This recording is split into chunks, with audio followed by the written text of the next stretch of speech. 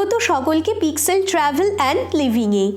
আপনারা জানেন আমরা নিত্য নতুন জায়গার সন্ধান দিয়ে থাকি। আজ এমনই এক জায়গার সন্ধান দেব আপনাদেরকে। আজকে আপনাদের সাথে শেয়ার করব কলকাতায় সিমলা স্ট্রিটে অবস্থিত রাজা রামমোহন রায় মেমোরিয়াল মিউজিয়াম সম্পর্কে। সঙ্গে থাকুন, আর আমাদের সঙ্গে থাকতে হলে আমাদের চ্যানেলটিকে সাবস্ক্রাইব করে ফেলুন পিক্সেল ট্রাভেল অ্যান্ড লিভিং, এবং পাশে দেওয়া বেল আইকনটি প্রেস করতে ভুলবেন না পরবর্তী সমস্ত আপডেট পেতে। ভারত পথিক রাজা রামমোহন রায়ের স্মৃতি বিজড়িত এই মিউজিয়ামটি ঘুরে দেখতে দেখতে আসুন মিউজিয়াম সম্পর্কিত সমস্ত তথ্য ও ওনার জানা অজানা দু চার কথা আপনাদের সাথে শেয়ার করছি। সঙ্গে থাকুন। মিউজিয়ামটি ঘুরে দেখবার জন্য প্রবেশ মূল্য নির্ধারণ করা আছে। 10 টাকা করে টিকিট জনপ্রতি। টিকিট কেটে সিঁড়ি দিয়ে ওপরে উঠে গেলাম। চলুন এবার মিউজিয়ামটি ঘুরে দেখে নেওয়া যাক। মিউজিয়ামটিতে যেমন সংরক্ষিত আছে তার নানান স্মৃতি, তেমনি তার অবদান সম্পর্কে জানা অজানা কথা। সমকালীন সমাজের নানা কুসংস্কার ও অপসংস্কৃতির বিরুদ্ধে যে প্রতিবাদ শুরু হয় তাতে বিশেষ ভূমিকা নেয় রামমোহন রায় কর্তৃক প্রতিষ্ঠিত আত্মীয় সভা। 1815 সালে রামমোহন কলকাতায় স্থায়ীভাবে বসবাস করতে এলেন। সেই বছরই তিনি তার বাসস্থান 113 নম্বর আপার সার্কুলার রোডে, বর্তমানে আচার্য প্রফুল্লচন্দ্র রোডে অবস্থিত আত্মীয় সভা প্রতিষ্ঠা করেন। 85 নম্বর আমার স্ট্রিটের বাড়িতে তাঁর পরিবারবর্গ বাস করতেন। কিছুদিন এই বাড়িতে আত্মীয় সভার অধিবেশন বসেছিল। বর্তমানে এটি মিউজিয়ামে রূপান্তরিত হয়েছে। সপ্তাহে একদিন আত্মীয় সভার অধিবেশন অনুষ্ঠিত হতো। সেখানে শিবপ্রসাদ মিশ্র বেদ ও অন্য ভারতীয় শাস্ত্র থেকে পাঠ করতেন। রামমোহন রচিত ব্রহ্মসঙ্গীত পরিবেশন করতেন গোবিন্দমালা। পৌত্তলিকতা বিরোধী এই আত্মীয় সভা দেশের ও সমাজের উন্নতি ও ধর্ম সংস্কার বিষয়ে নানাবিধ আলোচনার কেন্দ্রে পরিণত হয়। অনেকেই আত্মীয় সভার অধিবেশনে যোগ দিতেন। এদের মধ্যে অন্যতম হলেন দ্বারকানাথ ঠাকুর, ব্রজমোহন মজুমদার, হলধর বসু, নন্দকিশোর বসু, রাজনারায়ণ সেন ও হরিহরানন্দ তীর্থস্বামী। মাঝে মাঝে ডেভিড হেয়ার এই সভায় উপস্থিত থাকতেন। একদিন তিনি প্রস্তাব করেন যে একটি ইংরেজি স্কুল স্থাপিত হলে আত্মীয় সভার উদ্দেশ্য ভালোভাবে রূপায়িত হবে। আত্মীয় সভা তার এই প্রস্তাব অনুমোদন করে 1817 সালে হিন্দু কলেজ প্রতিষ্ঠায় অগ্রণী হয়। রক্ষণশীল হিন্দুদের বিরোধিতার জন্য রামমোহন রায় কলেজের কমিটিতে না থাকলেও কলেজ স্থাপনে নানাভাবে সাহায্য করেন। ঐতিহাসিক দিক থেকে এই আত্মীয় সভার গুরুত্ব অপরিসীম। এই সভায় আলাপ আলোচনার মাধ্যমে রামমোহন ও তার সহযোগীরা আধুনিক ভারত গঠনের স্বপ্ন দেখেছিলেন। আসুন এবার জেনে নিই রাজা রামমোহন রায়ের সংক্ষিপ্ত বংশতালিকা সম্পর্কে। কৃষ্ণচন্দ্র বন্দ্যোপাধ্যায় রায়, তার 3 পুত্র ছিলেন, হরিপদ রায়, অমরনাথ রায় এবং ব্রজবিনোদ রায়। ব্রজবিনোদ রায়ের পুত্ররা হলেন নিমানন্দ, রামকিশোর, রাধামোহন, গোপীমোহন, রামকান্ত, রামরাম, বিষ্ণুরাম। রামকান্তের 3 পুত্র, জগমোহন, রাজা রামমোহন রায় এবং রামলোচন। জগমোহনের একটি পুত্র গোবিন্দপ্রসাদ। রাজা রামমোহন রায়ের 2টি পুত্র ছিলেন, রাধাপ্রসাদ, রমাপ্রসাদ, যিনি প্রথম ভারতীয় বিচারপতি। রাধাপ্রসাদের কন্যা ছিলেন চন্দ্রজ্যোতি এবং স্বামী শ্যামলাল চট্টোপাধ্যায়। রমাপ্রসাদের 2টি পুত্র হলেন হরিমোহন এবং প্যারীমোহন। প্যারীমোহনের দত্তক পুত্র ছিলেন যার নাম ধরণীমোহন। চন্দ্রজ্যোতি ও শ্যামললাল চট্টোপাধ্যায়ের 3 পুত্র হলেন ললিতমোহন, কিশোরীমোহন এবং নন্দমোহন। আসুন জেনে নিই রামমোহনের জন্মস্থান রাধানগরের পৈতৃক ভিটা সম্পর্কে। হুগলি জেলার খানাকুল কৃষ্ণনগরের নিকটবর্তী রাধানগর গ্রামে 1772 খ্রিস্টাব্দের 22শে মে পিতা রামকান্ত রায়ের গৃহে রামমোহনের জন্ম হয়। বর্তমানে সেই গৃহটির আর কোনো অস্তিত্ব নেই। সেই জন্মভিটাতে 1933 সালে রামমোহনের মৃত্যুর শতবর্ষ পূর্তি উপলক্ষে রবীন্দ্রনাথকৃত সর্বধর্ম সমন্বয়ের পরিকল্পনা অনুযায়ী হুগলি জেলা পরিষদ পরবর্তীকালে একটি স্মারকসৌধ নির্মাণ করেছিলেন। জন্মভিটার এক পাশে পূর্বের আঁতুর ঘরটির আনুমানিক স্থানটিকে তৎকালীন এক রামমোহন অনুরাগী পাদ্রী লং সাহেব চিহ্নিত করে রেখেছিলেন। পরবর্তীকালে সেখানে একটি সুদৃশ্য ফলক বসানো হয়। এই দুটি বর্তমানে রামমোহনের জন্মস্থানের স্মৃতি বহন করছে। কলকাতায় বসবাস শুরু এবং রামমোহনের স্মৃতি বিজড়িত নিজস্ব দুইটি ভবন হল মানিকতলার বাড়ি এবং সিমলার বাড়ি। আসুন সেই সম্পর্কে দু চার কথা জেনে নিই। সরকারি চাকুরি ছেড়ে রামমোহন 1815 খ্রিস্টাব্দে স্থায়ীভাবে কলকাতায় বাস করতে এলেন। তার প্রথম ঠিকানা হলো মানিকতলা বাগানবাড়ি, যেখানে বর্তমানে 113 আচার্য প্রফুল্লচন্দ্র রায় সরণিতে কলকাতা পুলিশের অফিস ও প্রদর্শনশালা। এই বাড়িতেই আত্মীয় সভা স্থাপিত ও তার প্রথম অধিবেশনগুলি হয়। এই বাড়ির সাজানো বৈঠকখানাতেই রামমোহন তার বন্ধুবর্গ ও অন্যান্য বিশিষ্ট ব্যক্তিদের সঙ্গে ধর্ম, সমাজ সংস্কার, প্রচলিত শিক্ষা ব্যবস্থা, সাম্য, স্বাধীনতা ইত্যাদি বিভিন্ন বিষয় নিয়ে আলোচনা ও মতবিনিময় করতেন। তার বন্ধুদের মধ্যে ডেভিড হেয়ার প্রমুখ কিছু ইংরেজ ব্যক্তিত্ব ছিলেন। ফোর্ট উইলিয়াম কলেজেও তার যাতায়াত ছিল। কলকাতায় বসবাসের পূর্বেই ইংরেজদের সঙ্গে যোগাযোগ সূত্রে রামমোহন প্রায় মধ্যবয়সে ইংরেজি ভাষা শিক্ষা ও তাতে ব্যুৎপত্তি লাভ করেন, যার প্রশংসা করে ক্যালকাটা জার্নালের সম্পাদক জে.এস. বাকিংহাম লিখেছেন, I was surprised at the unparalleled accuracy of his language and esteeming his choice of words as worthy of the imitation, even of Englishmen. এই বাড়িতেই ছিল তার ব্যক্তিগত গ্রন্থাগার এবং এই বাড়িতে বসেই তার অধিকাংশ অনুবাদ, চিঠিপত্র, পুস্তক, পুস্তিকা প্রভৃতি রচনা করেছিলেন। দ্বিতীয় বাড়িটির বর্তমান ঠিকানা 85 রাজা রামমোহন সরণি। এটি সিমলা বাড়ি নামেও পরিচিত ছিল। এখানে বাস করতেন তার পরিবারবর্গ। আত্মীয় সভার কিছু বৈঠক এই বাড়িতেও অনুষ্ঠিত হয়েছিল। এই বাড়িটি এখন রাজা রামমোহন রায় প্রদর্শনশালাতে রূপান্তরিত হয়েছে। এই দুটি ছাড়াও কলকাতাতে রামমোহনের আরও দুটি বাড়ি ছিল, একটি চৌরঙ্গিতে আর একটি জোড়াসাঁকোতে, কিন্তু সে দুটির সঠিক অবস্থান জানা যায় না। এবার আসুন জেনে নিই রামমোহনের ব্রহ্মসঙ্গীত সম্পর্কে। সে যুগে নব্যশিক্ষিত সমাজের রুচি গঠনেও রামমোহন রায়ের অপরিসীম অবদান ছিল। তার সময় বাংলা গদ্য সাহিত্যের চর্চা সামান্য হলেও বাংলা পদ্য ও গীতের যথেষ্ট উন্নতি হয়েছিল। ভারতচন্দ্রের কাব্য, রামপ্রসাদের ও দাশরথী রায়ের শ্যামাসঙ্গীত, ঠাকুর সিংহ, রাম বসু, অ্যান্টনি ফিরেঙ্গি, ভোলা ময়রাদের কবিগান, নিধুবাবুর টপ্পা এবং উদীয়মান কবি ঈশ্বরচন্দ্র গুপ্তের ব্যঙ্গ কবিতা ইতিমধ্যেই প্রসিদ্ধি লাভ করে। এই পটভূমিতেই রামমোহন তার ব্রহ্মসঙ্গীত সমূহ রচনা করেছিলেন। তার ব্রহ্মসঙ্গীত নামক পুস্তকটি 1828 খ্রিস্টাব্দে প্রকাশিত হয়। এই সংকলনের সঙ্গীতগুলি কিন্তু ছিল একেবারে ভিন্ন জাতের। এইগুলিকে গান বা গীতি বললে যথেষ্ট হয় না। সঙ্গীত বললে তবেই এগুলির স্বাতন্ত্র্য মাধুর্য, আকুতি, ভক্তিভাব, মননশীলতা এবং গভীরতা প্রকাশ পায়। এই সঙ্গীতগুলিতে নিরাকার সর্বব্যাপী পরম ব্রহ্মের মহিমা ব্যক্ত হয়েছে।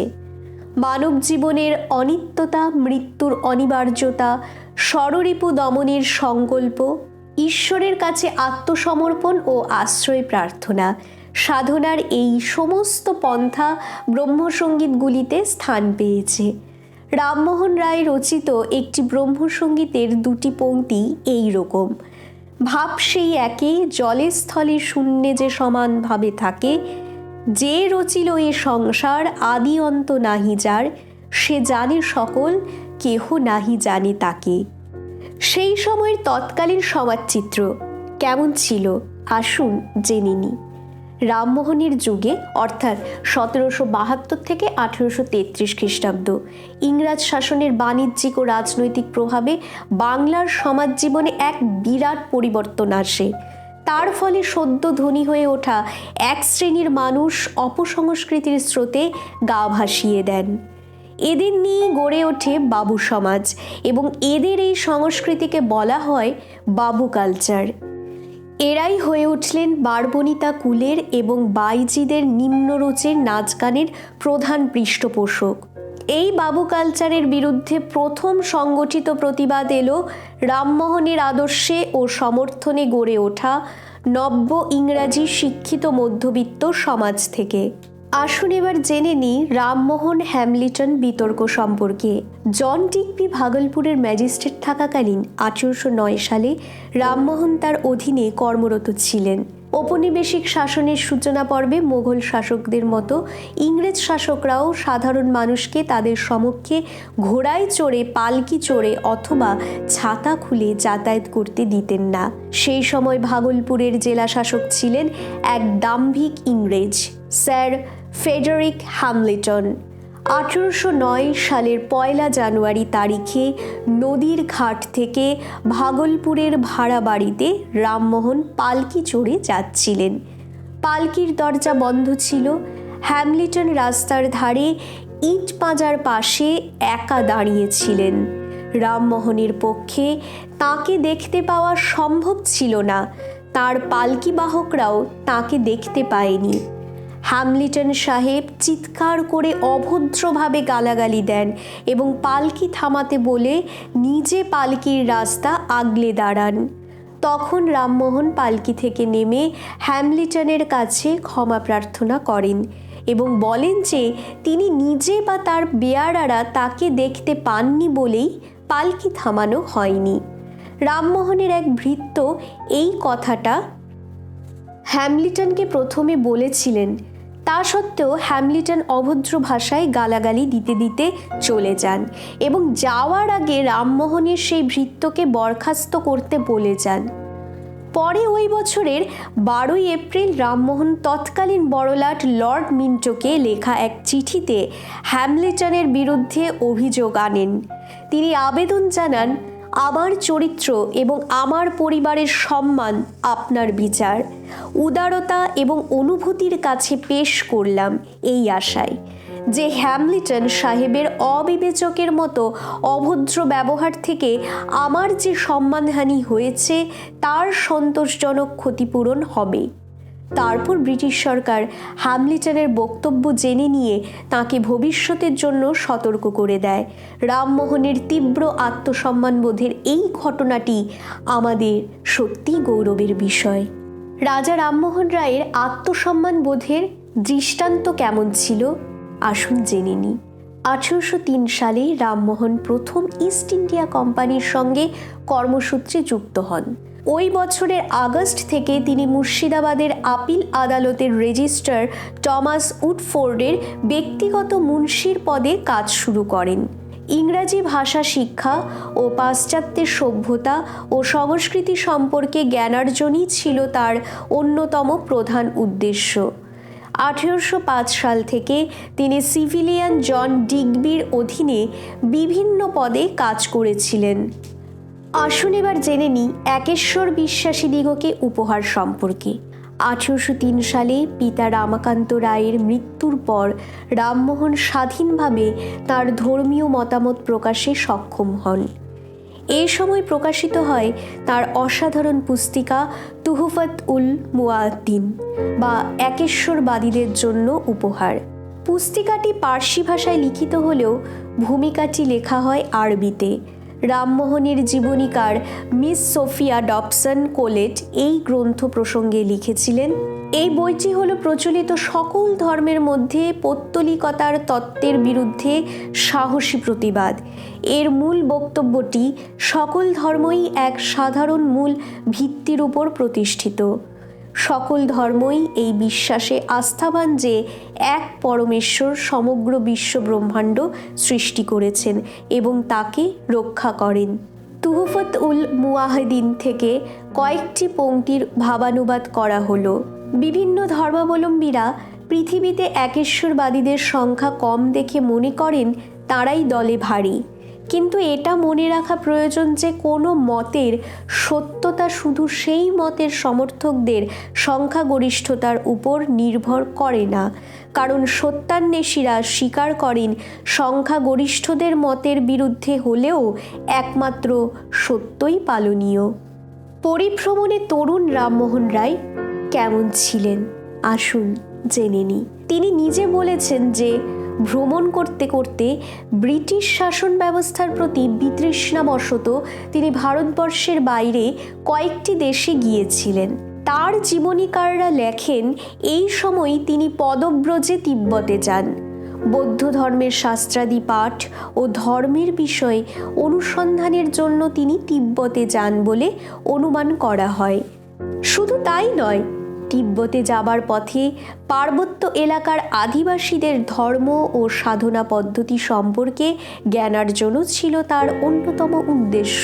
তিব্বতে তখন লামাতন্ত্রের আধিপত্য। তিব্বতীরা বিশ্বাস করতেন যে বিশ্বলোকের সৃষ্টিকর্তা দেবতা লামার মনুষ্য দেহ আশ্রয় করেন। এক লামার পর অন্য লামার দেহে এইভাবে তিনি আশ্রয় নেন। রামমোহন এই অবতারবাদের প্রতিবাদ করলে তিব্বতী পুরুষেরা তার প্রাণনাশে উদ্যত হন। তিব্বতী রমণীরা এই সময় তাকে সমস্ত বিপদ থেকে রক্ষা করেন। এই অভিজ্ঞতাই রামমোহনকে জীবনভর নারী জাতির প্রতি শ্রদ্ধাশীল রেখেছিল। রামমোহন রায়ের শিক্ষালাভ এবং ধর্মচিন্তার সূচনা। রামমোহনের প্রথম পাঠ গ্রামের পাঠশালায়, পরে গ্রামের পণ্ডিতদের কাছে কিঞ্চিত সংস্কৃত শিক্ষা লাভ করে তিনি প্রচলিত ব্যবস্থা অনুযায়ী নিজ গৃহে পার্সি ভাষা শিক্ষা শুরু করেন। 9 বৎসর বয়সে তৎকালীন রাজভাষা পার্সি ও আরবি ভাষায় উচ্চতর শিক্ষা লাভের জন্য তাকে পাটনায় পাঠানো হয়। পিতার আদেশে 12 বছর বয়সে সংস্কৃত পাঠের জন্য তিনি কাশী যান। মূল আরবি ভাষায় কোরআন এবং সংস্কৃত প্রাচীন হিন্দু ধর্মশাস্ত্র পাঠ করে তিনি একেশ্বরবাদের প্রতি আকৃষ্ট হয়েছিলেন। মরমিয়া সুফি কবিদের উদার মতবাদও তাকে প্রভাবিত করে। এই ভাবাদর্শের সম্মিলিত প্রভাবে প্রচলিত হিন্দু ধর্ম সম্পর্কে তার মনে সংশয় জাগে। এই সংশয়ের প্রকাশ ঘটে সেই সময় রচিত তার হিন্দুদিগের পৌত্তলিক ধর্মপ্রণালী নামক পুস্তিকায়। সেটি মুদ্রিত বা প্রকাশিত হয়নি। পিতা তার এই দ্বিধাদ্বন্দ্বের কথা জানলে পিতা পুত্রের মধ্যে তর্ক বিতর্ক হয় এবং 16 বছর বয়সে রামমোহন গৃহত্যাগ করেছিলেন। রামমোহন বলেছেন, এই মনান্তর উপস্থিত হইলে আমি গৃহ পরিত্যাগপূর্বক দেশ ভ্রমণে প্রবৃত্ত হইলাম। তমসাময় ভারতের নব আলোক শিখা, এই সম্পর্কে আসুন 2-4 কথা জেনে নিই।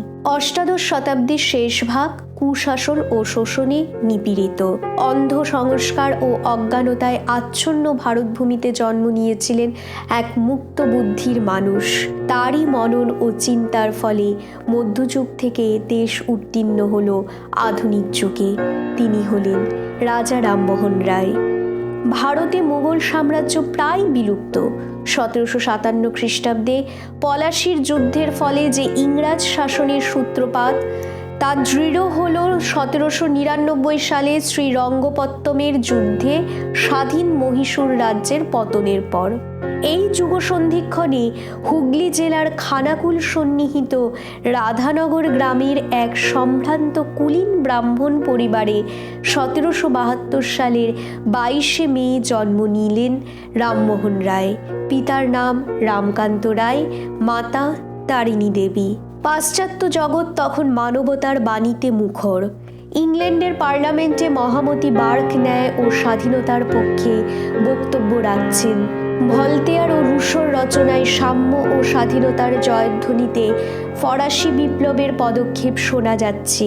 তৎকালীন ভারতবর্ষে তখন নানাবিধ সামাজিক সমস্যা, অন্ধ কুসংস্কার প্রকৃত মানব ধর্মকে আড়াল করে রেখেছে।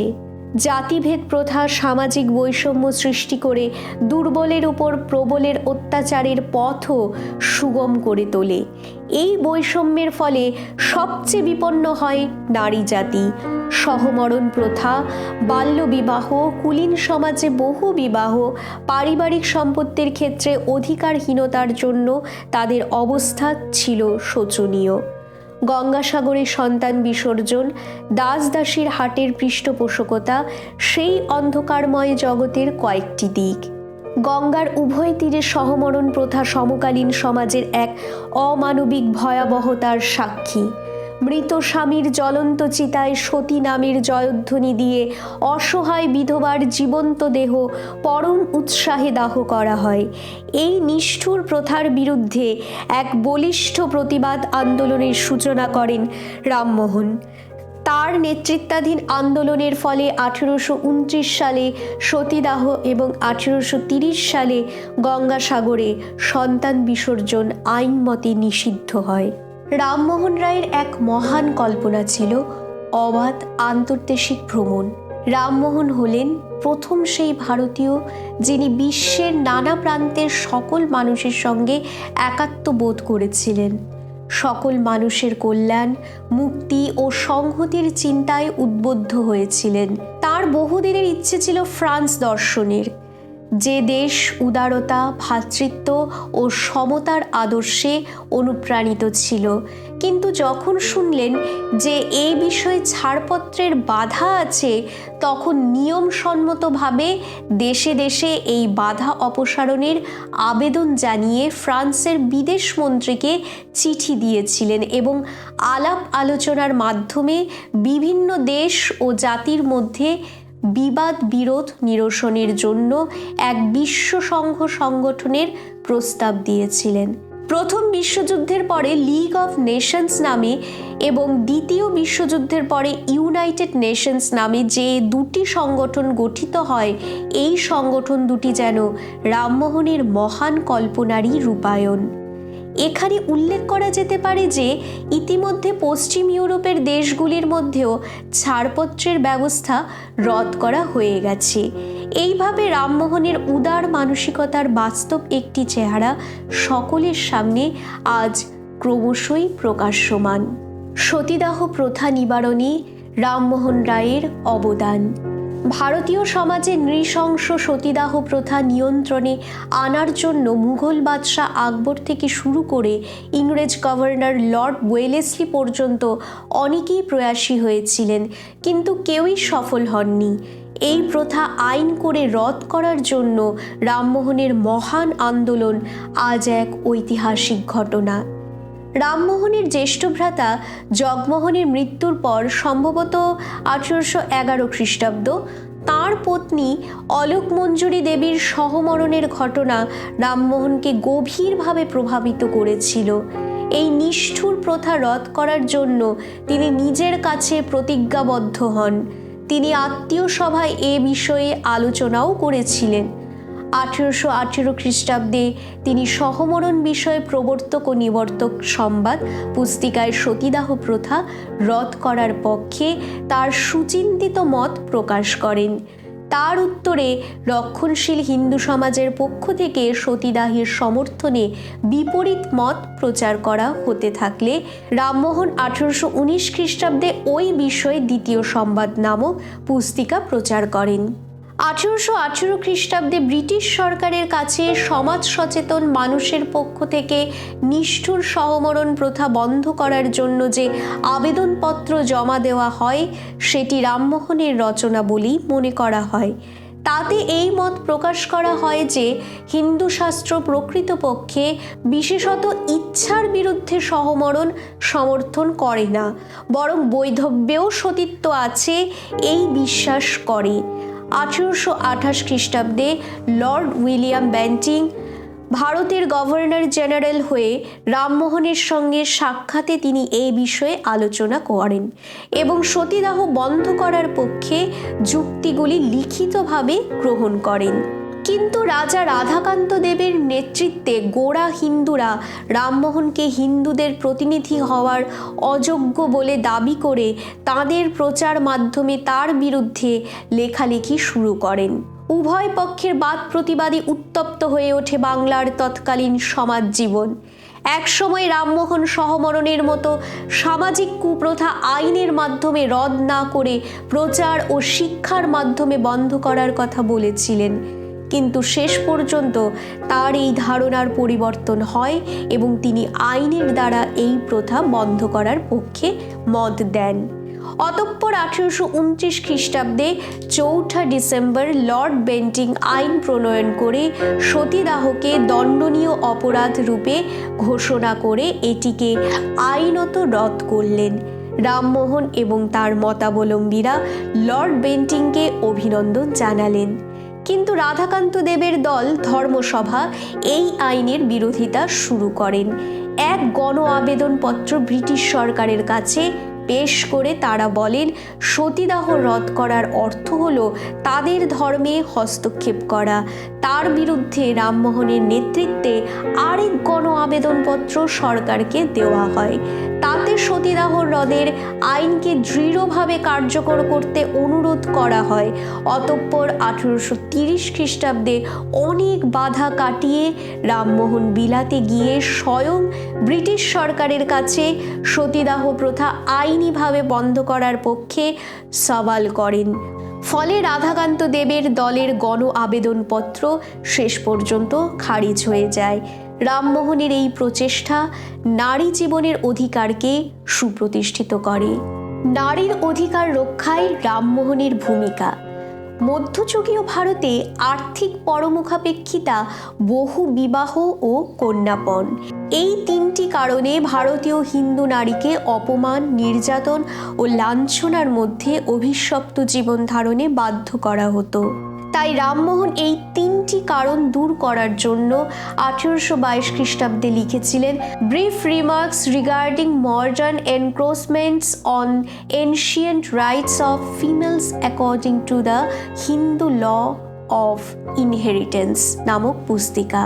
মূল অর্থনৈতিক প্রশ্নটার উত্তর তিনি প্রাচীন ব্যবস্থার মধ্যেই আবিষ্কার করে লিখেছিলেন, all the ancient law givers unanimously awarded to a mother an equal share with her son in the property left by her deceased husband in order that she may spend her remaining days independently of her children, as is evident from the following passages. অতঃপর যাজ্ঞবল্ক্য, কাত্যায়ন, বৃহস্পতি প্রমুখ প্রাচীন বিধায়কদের প্রাসঙ্গিক মতগুলি ইংরেজিতে উল্লেখ করে নিচে মূল সংস্কৃতে উদ্ধৃত করেছেন। অবশেষে আধুনিক আইন প্রণেতারা কিভাবে নারীদের ন্যায্য অধিকারগুলি হরণ করেছেন সংক্ষেপে তার বিবরণ দিয়ে লিখেছেন, The consequence is that a woman who is looked up to as the sole mistress by the rest of a family one day, on the next become dependent on her sons and subject to the slights of her daughter-in-law. আর সন্তানরা যদি নিষ্ঠুর হয় তাহলে তো পতিহীনা নারীর অগ্নিতে বা অন্য উপায় আত্মহত্যাই বাঁচার পথ। নারীর উত্তরাধিকার খর্ব করার সূত্র ধরেই রামমোহন লিখেছেন, These restraints on female inheritance encourage in a great degree polygamy, a frequent source of the greatest misery native families. Some of them, such as Hindus, especially Brahmins of higher birth, marry 10, 20 or 30 women, either for some small consideration or merely to gratify their brutal inclinations, leaving a great many of them, both during their lifetime and after their death, to the mercy of their own paternal relations. সঙ্গত কারণেই বহুবিবাহ প্রথাকে তিনি হরিবল বিশেষণে অভিহিত করেছেন।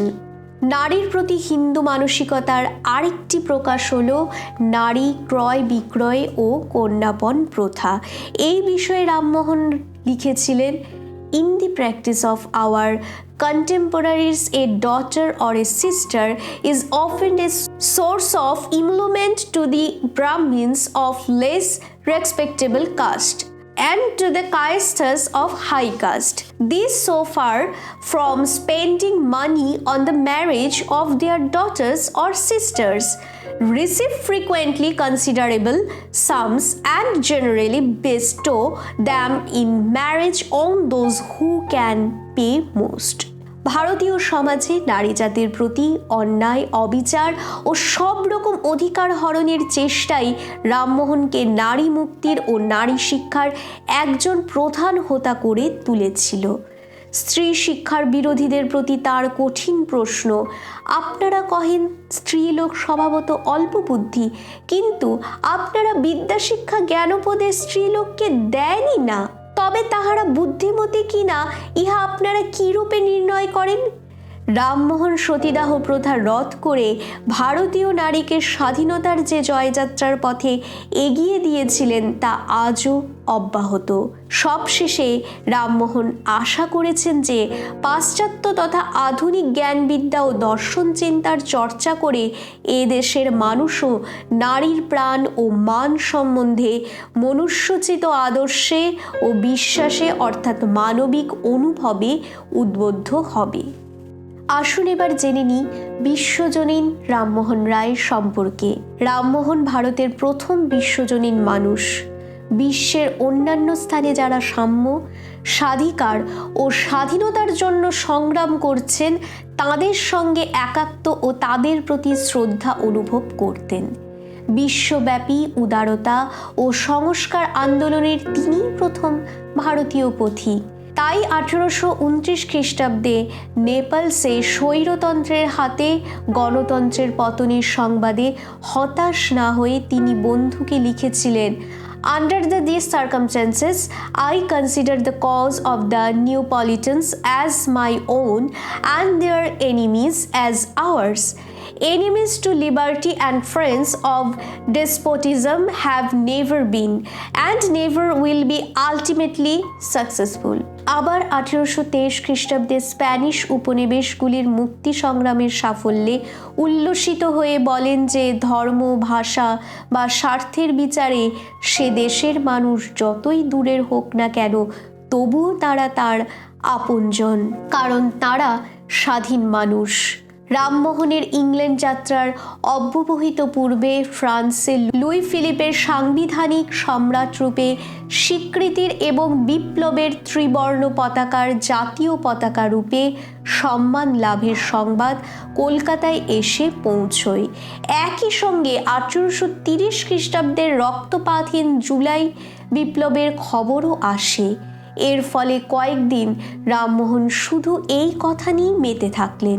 1830 খ্রিস্টাব্দের নভেম্বরে আলবিয়ান নামক জাহাজে তিনি কলকাতা বন্দর থেকে ইংল্যান্ডের পথে যাত্রা করেন।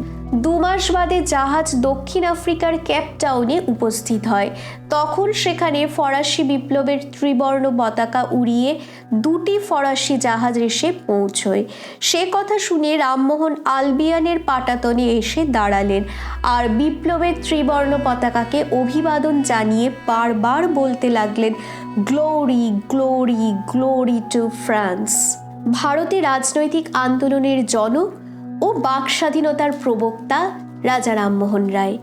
1823 খ্রিস্টাব্দের মার্চ মাসে সংবাদপত্রের উপর কোম্পানি শাসনের নিয়ন্ত্রণ প্রবর্তনের জন্য এক কঠোর প্রেস অর্ডিন্যান্স জারি করা হলে রামমোহনের প্রতিবাদ 3টি রূপ পরিগ্রহ করেছিল।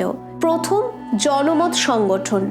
রামমোহনের নেতৃত্বে দ্বারকানাথ ঠাকুর, গৌরীচরণ বন্দ্যোপাধ্যায়, হরচন্দ্র ঘোষ, চন্দ্রকুমার ঠাকুর ও প্রসন্ন কুমার ঠাকুর এই 5 জন বিশিষ্ট নাগরিক মিলিতভাবে সুপ্রিম কোর্টে প্রেস অর্ডিন্যান্সের প্রতিবাদ করে লিখেছিলেন, We find that as often as an ignorant people, when an opportunity offered, have revolted against their rules, all sorts of barbarous excess and cruelties have been the consequence, whereas a people naturally disposed to peace and ease, when played under a good government from which they experience just and liberal treatment, must become the more attached to it, in proportion as they become enlightened and the great body of the people are taught to appreciate the value of the blessings they enjoy under its rule. Your memorialists conclude by humbly entreating your lordship to take this memorial into your gracious consideration, and that you will be pleased by not registering the above rule and ordinance, to permit the natives of this country to continue in possession of the civil rights and privileges which they and their fathers have so long enjoyed. এই প্রতিবাদপত্রের মূল বক্তব্য ছিল এই যে শাসকের সদিচ্ছা ও সৎ প্রচেষ্টা যদি শাসিত মানুষকে জানানো হয় তবে অজ্ঞতার কারণে উদ্ভূত বিদ্রোহ সহজেই এড়ানো সম্ভব। 1822-এর 12 এপ্রিল থেকে প্রতি শুক্রবার রামমোহন মিরাতুল আকবর নামে যে ফার্সি সাপ্তাহিক পত্রিকার সুপ্রকাশ শুরু করেছিলেন, সংবাদপত্র নিয়ন্ত্রণের প্রতিবাদে সেটির প্রকাশ বন্ধ করে 1823-এর 4 এপ্রিল এক সম্পাদকীয়তে লিখেছিলেন যে সম্মান হৃদয়ের শত রক্তবিন্দুর বিনিময়ে অর্জিত মহাশয়, তাকে কোনো অনুগ্রহের আশায় দারোয়ানের কাছে বিক্রয় করো না। তৃতীয়ত, এই দুটি পদক্ষেপ নিয়েও রামমোহন ক্ষান্ত হলেন না। সেকালে আইন ছিল ব্রিটেনের রাজাকে যদি কোনো সাধারণ নাগরিক সরাসরি সম্ভাষণ করে তবে তা দণ্ডনীয় অপরাধ। সেই ঝুঁকি নিয়েও রামমোহন সরাসরি এক পত্রে দ্য কিং ইন কাউন্সিলকে লিখেছিলেন, Your Majesty is well aware that a free press has never yet caused a revolution in any part of the world, because while man can easily represent the grievances arising from the conduct of the local authorities to the supreme government and thus get them redressed, the grounds of discontent that excite revolution are removed. Whereas where no freedom of the press existed and grievances consequently remained unrepresented and undressed, innumerable revolutions have taken place in all parts of the globe. The existence of a free press is equally necessary for the sake of the governors and the governed. চিঠির নির্গলিত অর্থ এই যে সংবাদপত্রের স্বাধীনতা রক্ষিত হলে প্রজাদের পক্ষে শাসক কর্মচারীদের ত্রুটি বিচ্যুতি রাজাকে অবগত করিয়ে প্রতিকার করা সম্ভব। এই সুযোগ না থাকলে বিদ্রোহের পথই একমাত্র পথ হয়ে দাঁড়ায়। এর থেকেই ভারতের রাজনৈতিক চেতনার সূচনা। এই জন্যই রামমোহন ভারতে রাজনৈতিক আন্দোলনের জনক এবং বাক স্বাধীনতার প্রবক্তা রূপে পরিগণিত। বাংলা ভাষার প্রসারে রামমোহন রায়ের অবদান। বাংলা ভাষা, বিশেষত বাংলা গদ্য সাহিত্যের প্রসারে রামমোহনের উল্লেখযোগ্য অবদান ছিল। প্রাচীন এবং মধ্যযুগে বাংলা সাহিত্যে গদ্যের বিশেষ কোনো স্থান ছিল না। বাংলা সাহিত্য বলতে ছিল পয়ার ছন্দে লেখা কবিতা। গদ্যের কিছু প্রচলন ছিল আইন আদালতের ভাষায় অথবা নেহাত হালকা ধরনের রচনার জন্য গদ্যের ব্যবহার হতো। একটি স্থায়ী গদ্য সাহিত্য গড়ে তুলবার জন্য প্রথম উদ্যোগ নিয়েছিলেন শ্রীরামপুরের মিশনারিরা ও ফোর্ট উইলিয়াম কলেজের পণ্ডিত মৃত্যুঞ্জয় বিদ্যালঙ্কার। কিছু বাংলা পাঠ্যপুস্তক তারা লিখেছিলেন, কিন্তু রামমোহনই প্রথম উদ্যোগ নিলেন বাংলা গদ্যে উচ্চতর চিন্তাধারাকে প্রকাশ করার জন্য। প্রাচীন ভারতের সংস্কৃত শাস্ত্রের বেদান্ত দর্শনকে সাধারণ মানুষের কাছে পৌঁছে দেবার জন্য রামমোহন বাংলা গদ্যকে ব্যবহার করেছিলেন। 1815 খ্রিস্টাব্দে গদ্যে লেখা তার প্রথম বাংলা পুস্তক বেদান্ত গ্রন্থ বেদান্ত সূত্র বা ব্রহ্মসূত্র। এরপর একে একে ঈশোপনিষদ, কঠোপনিষদ, কোনোপনিষদ লেখেন। এরপরে লিখেছেন নানা বিতর্কমূলক আলোচনা, যেমন সহমরণ বিষয়, প্রবর্তক ও নিবর্তক সংবাদ, পাদ্রী ও শিষ্য সংবাদ, ভট্টাচার্য সাহিত্য বিচার, 4টি প্রশ্নের উত্তর, গায়ত্রীর অর্থ ইত্যাদি। রামমোহনের সবচেয়ে উল্লেখযোগ্য রচনা গৌড়ীয় ব্যাকরণ। বলতে গেলে এটি বাংলা ভাষার প্রথম ব্যাকরণ। তিনি বুঝতে পেরেছিলেন সংস্কৃতের অনুকরণে বাংলা গদ্য তৈরি হবে না, তাই প্রমথ চৌধুরীর কথায় বাংলা গদ্য রচনার প্রকরণ পদ্ধতি, বিধিনিষেধ, এমনকি শব্দ কী রূপে বানান করতে হবে সে বিষয়েও স্বজাতিকে তিনি উপদেশ দিয়েছিলেন। তবে তার গদ্য রচনা রীতি অত্যন্ত সহজ সরল ছিল, মননের ভাষা ছিল, যার সাহায্যে তিনি মানুষের যুক্তি ও বিবেচনা শক্তিকে উদ্দীপিত করে তুলতে পারতেন। কিন্তু তার ভাষার স্বচ্ছতা, বলিষ্ঠতা ও গভীরতা তার গদ্যকে একটি সুষ্ঠু ও সুঠাম রূপ দিয়েছিল, যা তার সাংবাদিক ভাষার মধ্যেও প্রকাশ পেত এবং সাধারণ মানুষকে শিক্ষিত ও সচেতন করে তোলার ক্ষমতা রাখত। উল্লেখযোগ্য যে রামমোহনের গদ্য যথেষ্ট সাহিত্য গুণান্বিত না হলেও তার রচিত ব্রহ্মসঙ্গীত বাংলা কাব্যে একটি মূল্যবান সংযোজন। আত্মীয় সভার গুরুত্ব।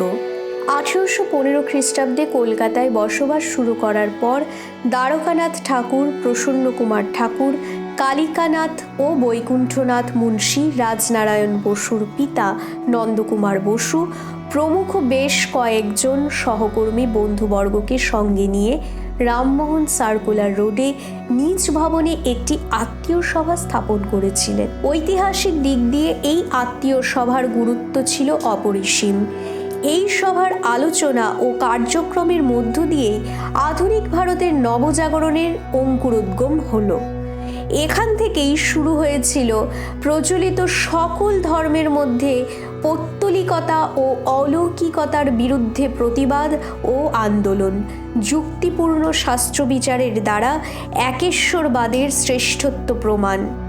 এখান থেকেই শুরু হয় বেদ, বেদান্ত প্রভৃতি ভারতীয় শাস্ত্রগুলির বাংলায় ও হিন্দুস্থানিতে অনুবাদ ও ব্যাখ্যাসহ পুস্তিকার প্রকাশ এবং সেগুলি সর্বসাধারণের অবগতির জন্য বিনামূল্যে বিতরণ করা হতো।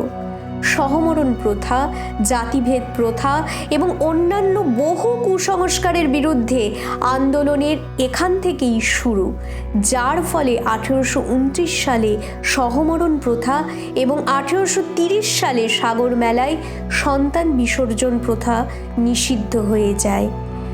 দেশে ইংরাজি শিক্ষা প্রবর্তনের জন্য প্রথম প্রচেষ্টা এখান থেকেই শুরু হয়, যা শীঘ্রই ফলপ্রসূ হয় হিন্দু কলেজ, বর্তমানে প্রেসিডেন্সি কলেজ প্রতিষ্ঠার মাধ্যমে। প্রথম ভারতীয় সাংবাদিক হিসেবে রামমোহন এখান থেকেই বাংলা ভাষায় প্রথম সংবাদপত্র সংবাদ কৌমুদী প্রকাশ করেন। দেশীয় সংবাদপত্রগুলির স্বাধীনতা হরণের প্রচেষ্টায় ব্রিটিশ শাসকদের আইন প্রণয়নের বিরুদ্ধে রামমোহনের বিক্ষুব্ধ আন্দোলনের সূত্রপাতও এখানেই। ভারতের নবজাগরণে রামমোহন রায়ের অবদান। 19বিংশ শতাব্দীর প্রারম্ভে ভারতবর্ষে একটি লক্ষণীয় পরিবর্তনের সূচনা হয়েছিল, যেন এক গভীর নিদ্রা থেকে জেগে উঠল জাতি। এই জাগরণকেই অনেকে ইউরোপীয় রেনেসাঁস বা নবজাগরণের সঙ্গে তুলনা করেছেন। এর তুলনা সর্বতোভাবে ঠিক কিনা এই বিষয়ে মতভেদ থাকতে পারে, তবে ভারতীয় সমাজে এই সময় একটা যে প্রগাঢ় পরিবর্তনের সূচনা হয়েছিল সেই বিষয়ে সবাই প্রায় একমত। আরেকটা বিষয়ে সবাই প্রায় একমত যে সেই সুদূর প্রসারী পরিবর্তনের উৎসে রয়েছেন রামমোহন রায়, যিনি পাশ্চাত্যের জ্ঞান বিজ্ঞানের আলোক আহরণ করে ভারতীয় সমাজকে আধুনিক মনস্কতার এক সুউচ্চ পর্যায়ে উন্নীত করার জন্য প্রথম প্রচেষ্টা শুরু করেন। এই উদ্দেশ্যে যে সর্বতোভাবে তার জীবদ্দশায় সফল হয়েছিল তা নয়, তবে তিনি আংশিকভাবে ভবিষ্যতের সাফল্যের দিকে এগিয়ে যাওয়ার জন্য একটি দিক নির্দেশনের নির্দেশ দিয়েছিলেন। কিন্তু এই নির্দেশে তিনি তার স্বদেশীয় সনাতন ধর্ম বা সংস্কৃতিকে বর্জন করতে শেখাননি। প্রাচ্য এবং পাশ্চাত্য উভয় সংস্কৃতির যা গ্রহণীয় তাকে গ্রহণ করতে এবং যা বর্জনীয় তাকে নির্দ্বিধায় বর্জন করতে শিখিয়েছিলেন। রামমোহনের এই যুগান্তকারী প্রয়াসের একটি ঐতিহাসিক রূপ ফুটিয়ে তোলার চেষ্টা করা হয়েছে এই প্রদর্শনশালায়। তুলনামূলক ধর্মচর্চা ও খ্রিস্টীয় বিতর্কে রামমোহন রায়। রামমোহন বিভিন্ন ধর্মসত্যের তুলনামূলক চর্চার অন্যতম পথিকৃৎ। 1803 খ্রিস্টাব্দে তিনি তুহফাতুল মুওয়াহিদিন অর্থাৎ একেশ্বরবাদীদের প্রতি উপহার পুস্তিকাটি লিখেছিলেন। ওই পুস্তিকার শেষাংশে তিনি লিখেছেন যে তার মঞ্জারাত উল আদিয়ান নামক রচনাটিতে তিনি বিভিন্ন ধর্মসত্য নিয়ে আলোচনা করেছেন, কিন্তু এই লেখাটির কোনো পাঠই পাওয়া যায়নি। 1815 খ্রিস্টাব্দ থেকে 1820 খ্রিস্টাব্দ পর্যন্ত পর্বে সনাতন হিন্দু ধর্ম তথা বেদান্ত বিষয়ে লেখা তার বইয়ের সংখ্যা দাঁড়ায় 7টি। ধর্মজিজ্ঞাসু রামমোহনের অনেক খ্রিস্ট ধর্মাবলম্বী ইউরোপীয় বন্ধু ছিলেন। তিনি 1820 খ্রিস্টাব্দে the precepts of Jesus the guide to peace and happiness নামে বাইবেলের অলৌকিক ঘটনাগুলিকে বাদ দিয়ে শুধুমাত্র যিশুর উপদেশগুলিকে একত্র করে একটি সংকলন প্রকাশ করেছিলেন। এই পুস্তক প্রকাশের ফলে খ্রিস্টান সমাজের কিছু বিশিষ্ট ব্যক্তিবর্গ রামমোহনের প্রতি অসন্তুষ্ট হয়েছিলেন। শ্রীরামপুরের পণ্ডিত মার্শম্যান সাহেব ফ্রেন্ডস অফ ইন্ডিয়া পত্রিকাতে বইটির নিন্দা করে একটি নিবন্ধ লিখলেন। তার উত্তরে রামমোহন লিখলেন an Apple two the Christian people নামে আরেকটি পুস্তিকা। এভাবে চলল উত্তর প্রত্যুত্তরের পালা। এবারে মিশনারিদের ধৈর্যচ্যুতি হলো। এতদিন রামমোহনের বিভিন্ন লেখা ছাপা হতো ব্যাপটিস্ট মিশন প্রেসে, কিন্তু রামমোহনের অন্তিম লেখা final appeal to the Christian people ছাপাতে তারা আর রাজি হলেন না। তখন রামমোহন নিজেই একটি মুদ্রা যন্ত্র কিনে একটি নিজস্ব ছাপাখানা খুলে ফেললেন। সম্ভবত সেটাই ছিল প্রথম কোনো ভারতীয়র মালিকানায় পরিচালিত ছাপাখানা। রামমোহন নিজে গ্রিক, হিব্রু প্রভৃতি অক্ষর প্রস্তুত করিয়ে তার সাহায্যে মূল বাইবেল থেকে উদ্ধৃতি দিয়ে প্রমাণ করলেন যে বাইবেলের ওই অলৌকিক কাহিনীগুলি প্রকৃতপক্ষে প্রক্ষিপ্ত। রামমোহনের পাণ্ডিত্য ও যুক্তিশীলতার আর কোনো উত্তর ছিল না মার্শম্যান সাহেবের কাছে। আসলে রামমোহন খ্রিস্টানদের ফাদার, সন ও হলি ঘোস্ট এই ট্রিনিটি বা ত্রিতত্ত্ববাদকে এক ধরনের পৌত্তলিকতা মনে করতেন। 1821 খ্রিস্টাব্দের সেপ্টেম্বরে রামমোহনের সঙ্গে তর্কে হার স্বীকার করে উইলিয়াম অ্যাডাম নামে ত্রিতত্ত্ববাদী এক মিশনারি ব্যাপটিস্ট মিশনের সঙ্গে সম্পর্ক ছিন্ন করে ইউনিটেরিয়ান কমিটি গঠন করেন। তাতে যোগ দিয়েছিলেন অনেক গণ্যমান্য ইউরোপীয়। তাদের উপাসনার জন্য একটি বাড়ি ভাড়া করা হলো। রামমোহন ছিলেন তাদের একজন প্রধান পৃষ্ঠপোষক। কালক্রমে রামমোহনের আগ্রহে সেই ইউনিটেরিয়ান চিন্তাধারা রূপান্তরিত হলো ব্রহ্মোপাসনাতে। ভারতে আধুনিক শিক্ষার প্রবক্তা ছিলেন রাজা রামমোহন রায়। 1815 খ্রিস্টাব্দে রামমোহনের গৃহে আত্মীয় সভার এক অধিবেশনে ডেভিড হেয়ার ইংরেজি শিক্ষার জন্য বিদ্যালয় প্রতিষ্ঠার প্রস্তাব দিলে রামমোহন ও আত্মীয় সভার সকলে ওই প্রস্তাব সমর্থন করেছিলেন।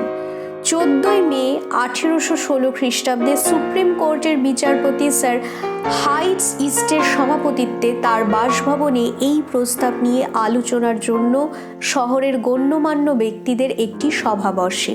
সেই সভায় রক্ষণশীল হিন্দুরা স্যার হাইট ইস্টকে জানালেন যে হিন্দু ধর্মের সমালোচক রামমোহন যুক্ত থাকলে তারা এই আলোচনায় যোগ দিতে পারবেন না।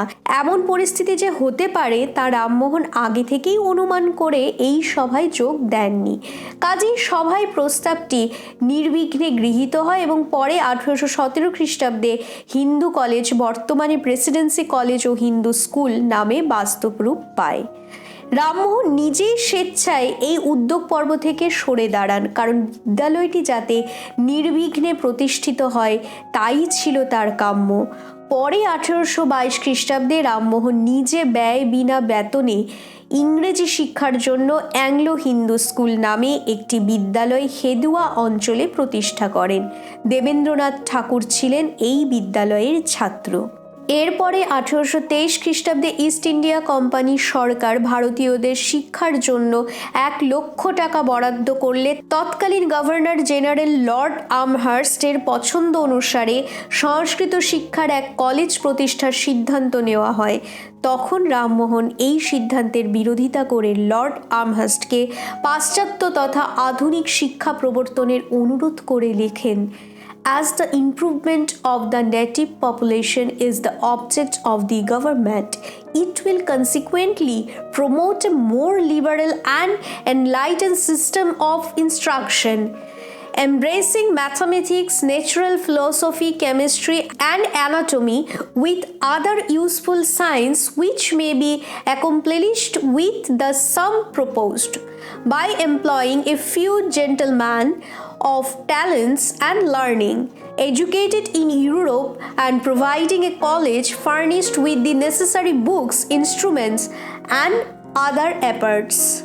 সেকালে যা ছিল ন্যাচারাল ফিলোসফি তাই একালে ফিজিক্স, আর সেকালে শিক্ষার বিশেষণ রূপে ইংলিশ বা পাশ্চাত্য শব্দগুলির অর্থ একালে হলো আধুনিক। আবার আধুনিক শিক্ষাই সেকিউলার শিক্ষারূপে স্বাধীন ভারতে চিহ্নিত। এদিক থেকে রামমোহনই ভারতে সেকিউলার আদর্শের প্রবক্তা ছিলেন।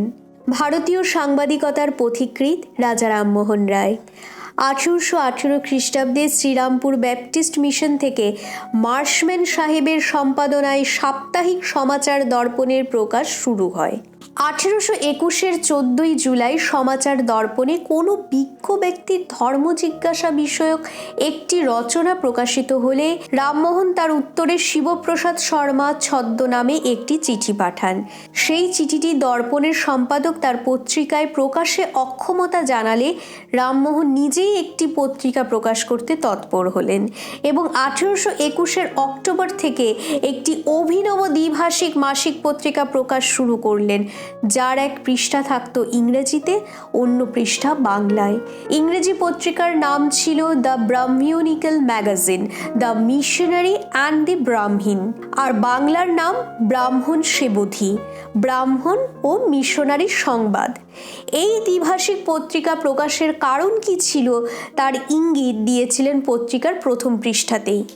এরপর 1821 খ্রিস্টাব্দের 4 ডিসেম্বর রামমোহন সংবাদ কৌমুদী নামে একটি সাপ্তাহিক বাংলা পত্রিকা প্রকাশ শুরু করেন।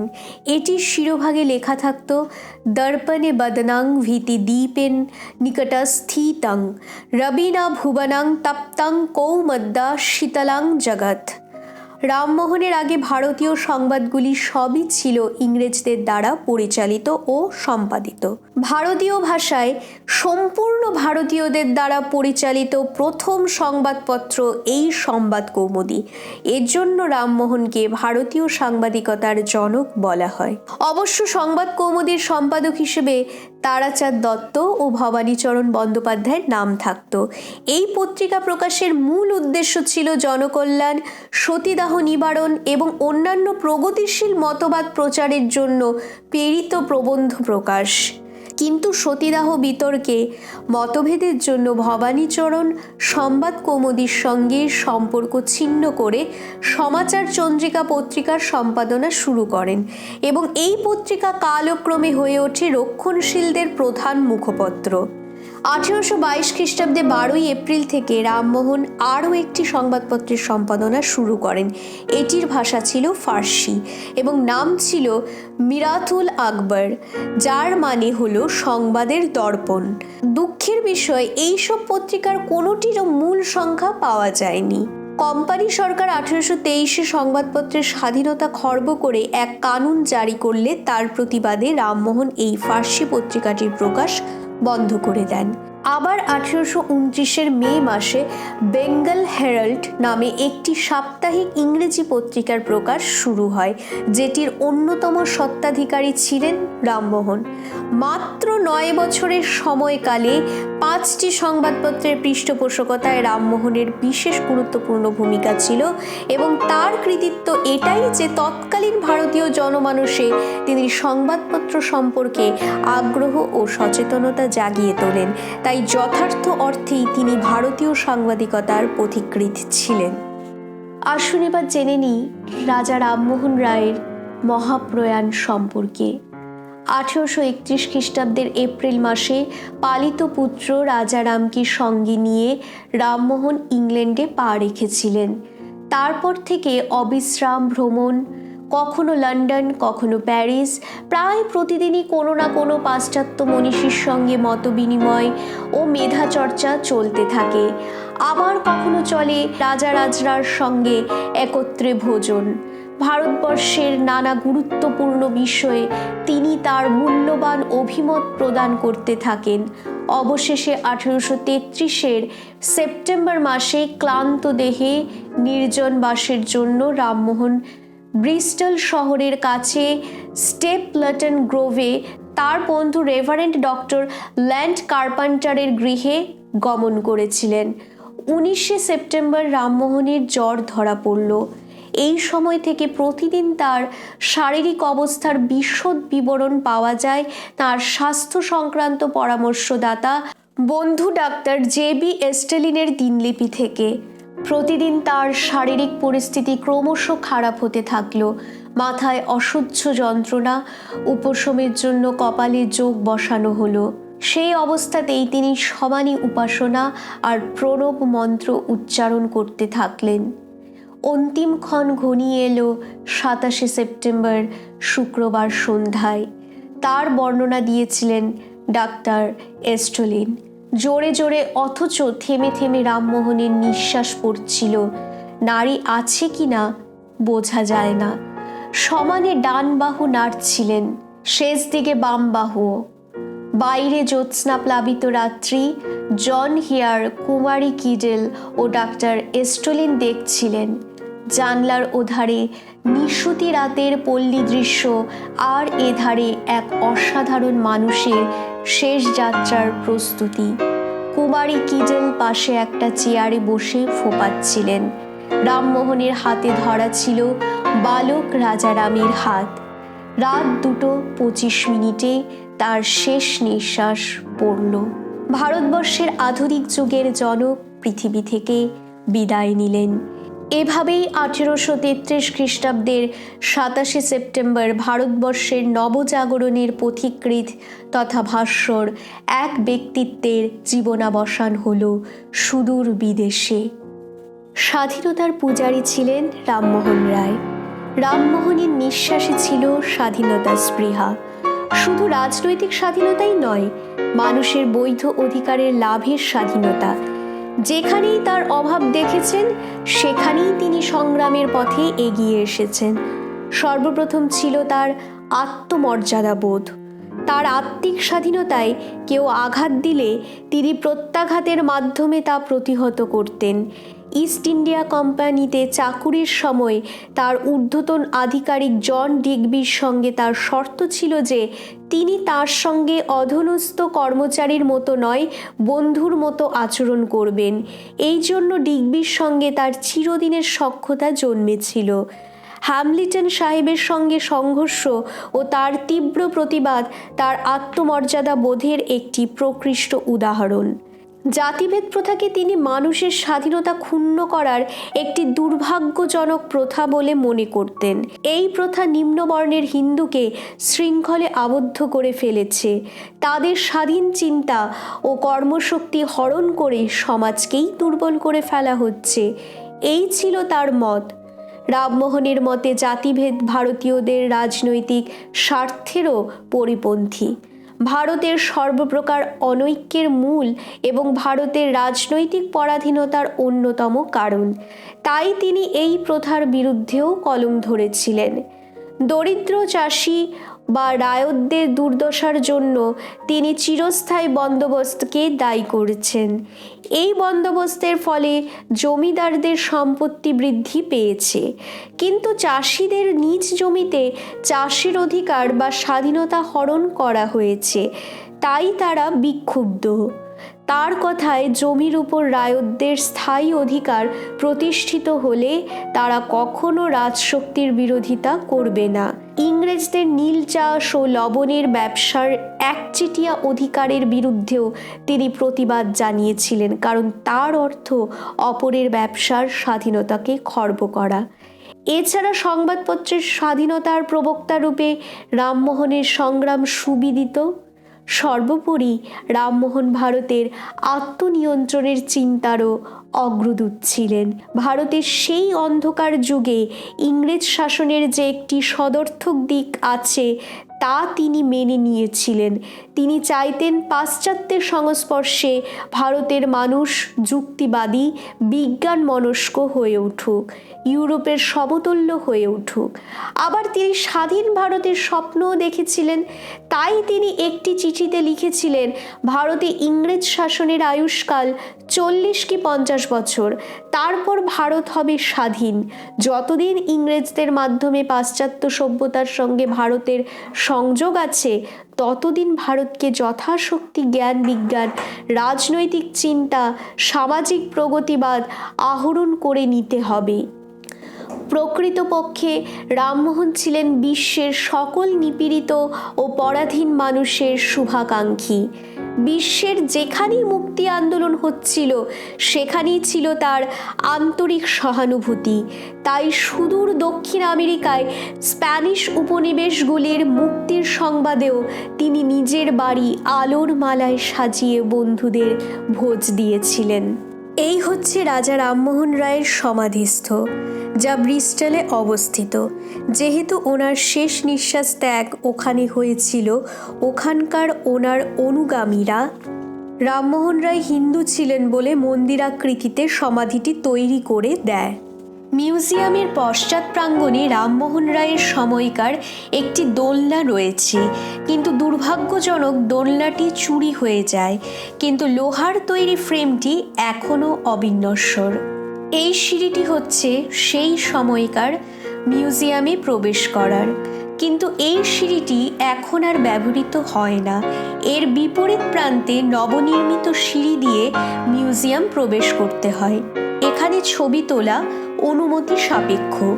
আপনি যদি ছবি তোলেন তবে আপনাকে আলাদা 50 টাকার টিকিট কাটতে হবে প্রবেশ মূল্যর সাথে।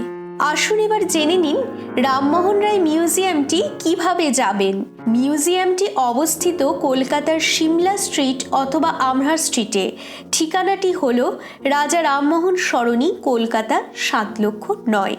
আপনারা যদি ট্রেনে যাত্রা করেন তবে শিয়ালদহ স্টেশনে নেমে সেখান থেকে বাসে কলেজ স্ট্রিট পেরিয়ে ঠনঠনিয়া কালীবাড়ি স্টপেজে নেমে সেখান থেকে 6 মিনিট দূরত্ব মিউজিয়ামটি, অথবা বাসে করে সরাসরি আমহার স্ট্রিটে রামমোহন রায় কলেজ স্টপেজে নেমে যেতে পারেন।